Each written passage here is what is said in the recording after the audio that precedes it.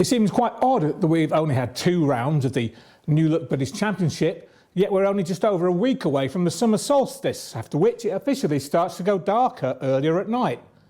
But round 3 burst into life on Sunday at the Blaxhall track in the east of the country, or Blaxhall Pits as it used to be known to us old school motocross fans. And it was once described to me by a mate who made his first trip there a couple of years ago. It's a track as good as an American national circuit. And he's not wrong. Yes, it really is a great circuit that's always groomed to perfection and looks amazing. Top work Woodbridge Club, who often pick up the Best Organiser award for their efforts, and rightly so. The highlights of the day will be the MX1 class, of course. Now last year, Conrad Mewse led home Jeffrey Herlings to take the Race 1 win in a motor that was shortened due to an injured rider. But then the ambulance issues taking an ill spectator to an overcrowded hospital meant there was no more racing on the day. Sad times. This time, there's no Herlings, although he is scheduled to appear at the next round at Preston Docks in July. So you might rightly expect red plate holder Mewse to clear off at the front.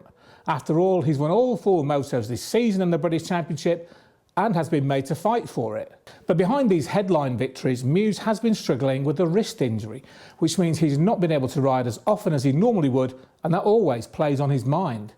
Mewse is at his very best when everything goes exactly to his plan. And now he's under the wing of Stefan Everts as chief coach, who regulates everything Mewse does and even when he rides, then this nagging injury has been a bit of a spanner in the works.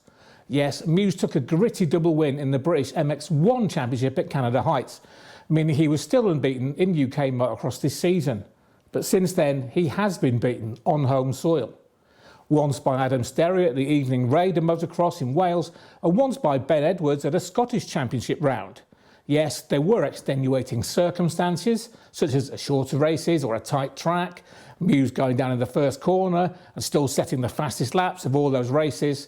And of course, realistically, there was nothing but his pride and a bit of prize money at stake. But at Canada Heights, Mewse admitted he looked for smoother lines rather than smashing through the lines he knew would be fastest. That racecraft is, of course, the sign of a true professional and who is out to do his job and win. But right now, Mewse's condition is a bit of an unknown. Although, of course, it would be a very brave man who would bet against him at the sandy Blaxhall track.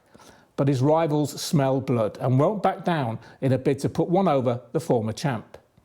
2 of those rivals, currently 2nd and 3rd in the series, are Chambers KTM man Adam Sterry and Lexa Honda rider Josh Gilbert, who have made the most of the unusually quiet British national calendar to contest as many MXGPs as possible. Riding against the best riders in the world in some of the toughest tracks always brings riders on, however much experience they have. It really sharpens them up. But this year, the GPs have been a washout at what seems like almost every round, so that puts a different stress on the rider and team. But it does mean Sterry and Gilbert come to Blaxhall full of confidence, and with the weather forecast predicting sunshine and dry conditions, they'll be pleased to get some dry racing in, and will be out to get one over Mewse if they can. And Gilbert will definitely be out to make amends after the first MX1 race at Canada Heights, when he led from the start, but halfway around the opening lap, Mewse pulled off an incredibly smooth yet decisive pass round the outside to take the lead, and then he pulled away every lap. Sterry followed Mewse through to demote the Cornishman to 3rd once again. In fact, the first 2 rounds have been a tale of how long Sterry and Gilbert could keep Mewse off the front spot, which then saw the pair of them duking it out over 2nd overall in the championship. Now, former British champ Sterry has been 2nd overall both times and Gilbert 3rd, which is where they stand in the series, not far behind Mewse. In fact, the only other rider with a top 3 finish is South African Tristan Purdon, who did it in the opening moto of the season at Hawkstone before binning it big time in race 2. He rode at Canada Heights, but didn't look like he was really in race-winning form there and took 5th overall, but 8th in the series so far. But after racing and riding abroad and in the UK, he will move up the leaderboard, and Blaxhall could be the place where he's finally back on it. Even though you might think Purdon's off might have opened up for riders like John Adamson, Joel Rizzi, Martin Barr and Brad Todd to fill the gap, it's been Mewse's teammate and Crendon Honda new boy Jamie Carpenter who's stepped up. He's been 4th overall at both rounds so far and sits 4th in the series. The Carp has never had a podium in the MX1 British Championship, and that's his goal for this season. And with the 4P tuned CRF 450 under him and the Crendon team behind him, he's certainly having a great start to the season.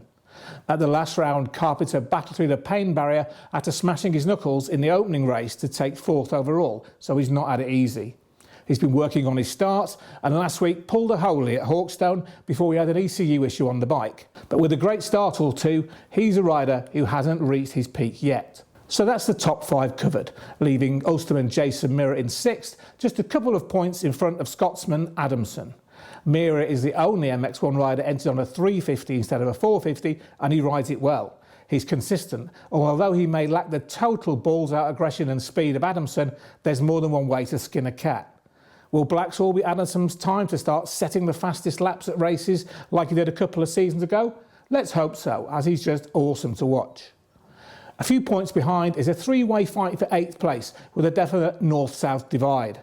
Representing the south is Kawasaki's Taylor Hamill, the former MX2 GP man who was Mewse's teammate last year at Honda and who can definitely run with the leading pack if he's fit enough. He missed the opening round with an ankle injury, but has had some good rides since then, such as a moto win at the Huck Cup at Easter. At Canada Heights, he was 4th in the first race, coming from a mid-place start, and he said he was happy with that, considering he hadn't done more than a 20-minute session before that race. Then in the second race, he was starting to pick off riders around the top 5 until he was completely cleaned out. He got slammed hard into the side where he already had bad ankles, and they took most of the impact. But if he's fully fit, he will be properly quick. Now that northern crew is northeasterner Carlton Husband on his Fantic, the stylish rider who loves to hang it out, and northwesterner Brad Todd on his privateer Honda, hot foot from racing in the Thunder Valley American National last Saturday, where he even impressed Roger De Costa with his speed in practice. Riding a bone stock bike, Todd had issues in the races, but now he knows he has the speed to match Aaron Plessinger, so there will be no stopping him. Now, other MX1 riders to look out for include Chris Mills, who's been having great starts and is in the best form of his career. Plus, of course, evergreen Martin Barr, still the sole representative on a Pico Honda, as his teammate Tom Greenshaw isn't fully recovered from a shoulder injury he picked up doing arena cross. Grimshaw got back on the bike this week for his first ride, but he isn't ready to race a British Championship, but aims to be back for the next round at Preston Docks. Now, with local lads like Sam Nunn, James Cottrell and Luke Benstead out to keep their fans entertained by taking on experienced riders like Dan Thornhill, Stuart Edmonds and Leah Knight, it's going to be a bit of a cracker right through the MX1 field. And of course, let's not forget the man who many thought would be a frontrunner all season, Joel Rizzi, leading the Dirt Store Triumphs team's effort on the 450 all on his own. He showed some incredible speed on the bike already, but whether he's still not fully confident on the 450, certainly a new and unproven 450, might be what's hindering his results. We've seen him battle for 250 wins with the likes of Searle, Dylan Walsh and Billy Askew, so we know he's rapid.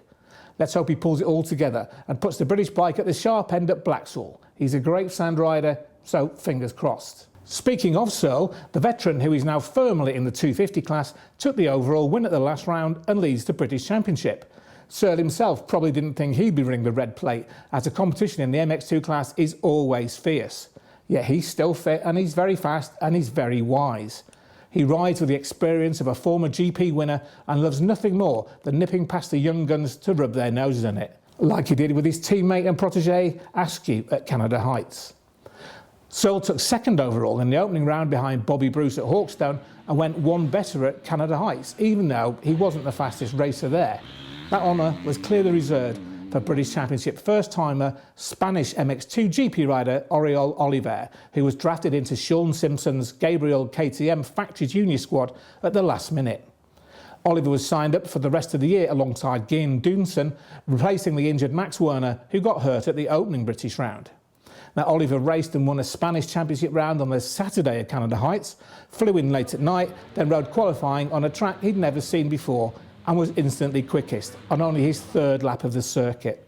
He was 1.5 seconds faster than Tommy Searle, who's done lots of laps around there, and that's impressive. So all eyes were on him in the opening race, but disaster struck early on and he went down on the first lap. He remounted, pulled through to just outside the top 10 when he collided in a hurry to try and overtake Jake Nichols, also on his way back through after a spill on the start. Both men went down, and after a bit of push and shove from the Brit, who thought Oliver had been too aggressive, the Spaniard got back on and came back to 17th. Nicol, whose fastest time was identical to the KTM man, was 19th with a second-hand looking Honda when the race was red flagged at just over half distance. Now the results stood, despite being only 4 laps being officially counted, but if the race had been longer, then both men would have been nearer the front for sure. Now taking the motor win was Searle, who hole shot and stayed out of trouble, leading every lap from Dutchman Doonson and Brit Bruce. Now the 17-year-old KTM rider was faster than the Triumph man, but the rapid start and quick lap meant Tommy was in control when the flag dropped. Doonson, who usually races EMX 250, would have to wait for another chance to take his first British win. Bruce was just not looking as confident as he had been at Hawkston opener and was 3 seconds back, while Billy Askew was 4th from Ben Mustoe, the gas rider who was having a very solid season in MX2.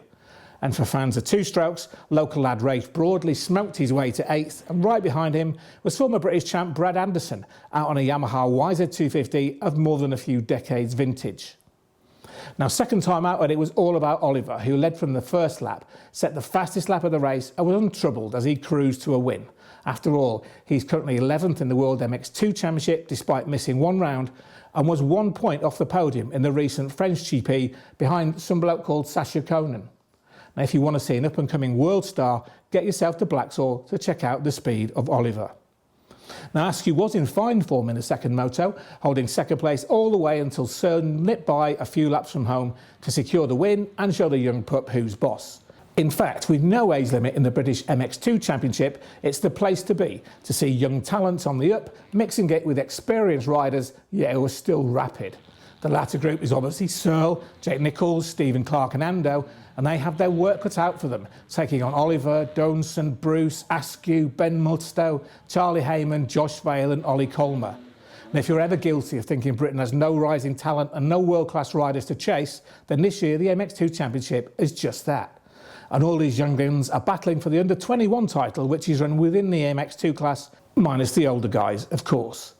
Now, with the packed support class of the British 125 Championship, now sadly without Yamaha's Jamie Keith, who won both races at the last round but is now on the long-term injured list, it's a great day watching world-class talent on a fantastic track.